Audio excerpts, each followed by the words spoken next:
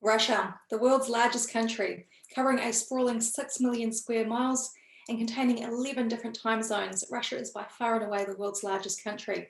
But it's also a country with a troubled history, from the Tsarist days of Ivan the Terrible to Nicholas II, from which Russia's communist revolution sprang in 1917, to the rise of men like Joseph Stalin with his terrible purges of political dissidents and horrific famines caused as Stalin sought to rapidly modernize Russia's unindustrialized economy. Russia has had a difficult time of it. The emergence of Russia, the Soviet Union as it was then called, as one of the world's two big superpowers after World War II, brought more troubling attention to this oversized nation at the top of the world. This led to a troubled period that we call the Cold War. Russia and the United States faced off, their nuclear arsenals between them, and the world very narrowly avoided World War III. Russia has been an important but troubled nation in world history, and today Russia is led by another new oligarch, a modern-day Tsar, so to speak, also known for his purging of political dissidents, like so many Russian leaders before him. Vladimir Putin, with his support for corrupt government, kleptocracy, and a firm commitment to ensuring Russia's longevity and continued significance in the world, perhaps at any cost, is another leader in a long line of Russian leaders who has troubled the international order. But what keeps Vladimir Putin, the president of Russia, up at night? It's one particular stretch of land that sometimes resembles a slice of pizza. Beginning in Poland, this particular pizza-sized shaped wedge extends southeast to the foot of the Ural mountain range and northeast to Russia's capital city of Moscow.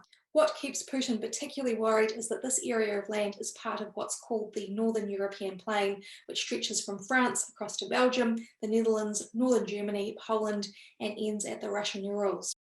As the name suggests, the area is flat and makes the European gateway to Russia vulnerable and difficult to defend. Any country within the North European Plain could conceivably send an army across the flatlands and directly into Moscow. As Putin knows all too well, this is exactly what has happened to Russia throughout its history.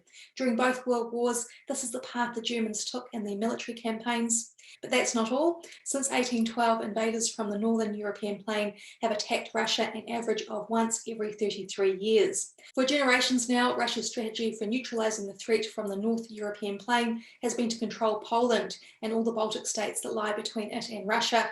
That includes Lithuania, Latvia, Estonia, and Belarus. These are the nations that make up the meat of that pizza slice, so to speak.